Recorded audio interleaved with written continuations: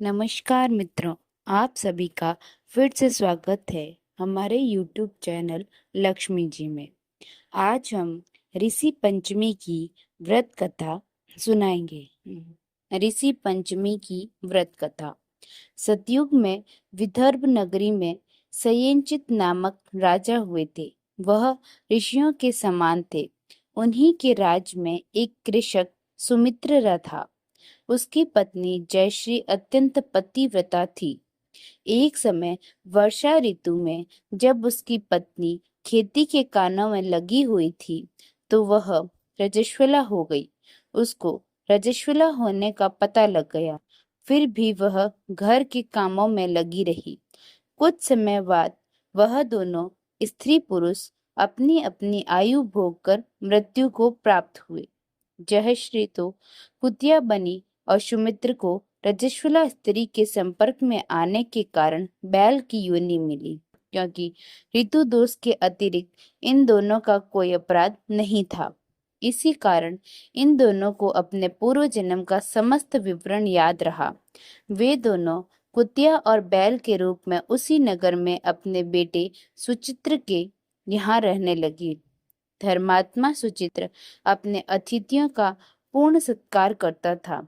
अपने पिता के श्राद्ध के दिन उसने अपने घर ब्राह्मणों को भोजन के लिए नाना प्रकार के भोजन बनवाए।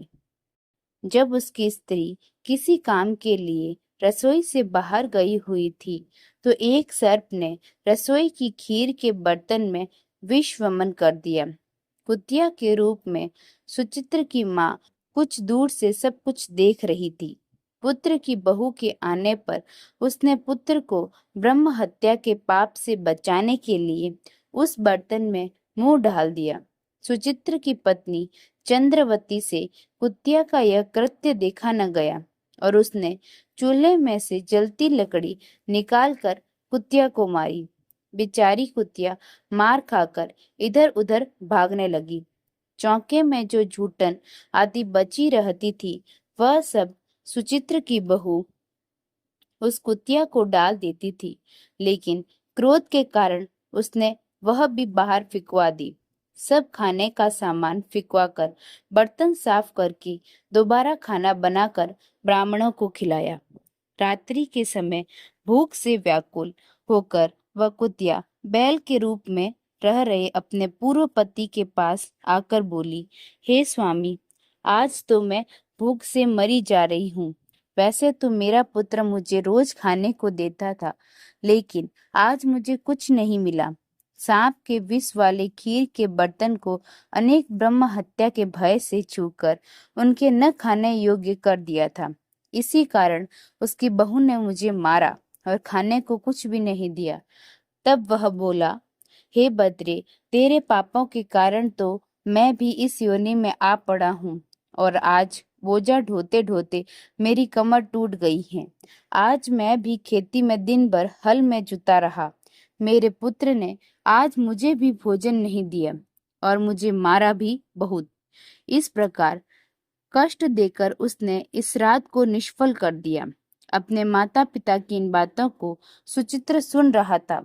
उसने उसी समय दोनों को भरपेट भोजन कराया और फिर उनके दुख से दुखी होकर वन की ओर चला गया। वन में जाकर ऋषियों से पूछा कि मेरे माता पिता किन कर्मों के कारण इन नीची योनियों को प्राप्त हुए हैं और अब किस प्रकार से इनको छुटकारा मिल सकता है। तब सर्वतमा ऋषि बोले, तुम इनकी मुक्ति के लिए पत्नी सहित ऋषि पंचमी का व्रत धारण करो तथा उसका फल अपने माता पिता को दो। भाद्रपद महीने की शुक्ल पंचमी को मुख शुद्ध करके मध्याह्न में नदी के पवित्र जल में स्नान करना और नए रेशमी कपड़े पहनकर अरुंधति सहित सप्त ऋषियों का पूजन करना। इतना सुनकर सुचित्र अपने घर लौट आया और अपनी पत्नी सहित विधि विधान से पूजन व्रत किया। उसके पुण्य से माता पिता दोनों पशु योनियों से छूट गए। इसीलिए जो महिला श्रद्धा पूर्वक ऋषि पंचमी का व्रत करती है, वह समस्त सांसारिक सुखों को भोग कर वैकुंठ को जाती है। धन्यवाद।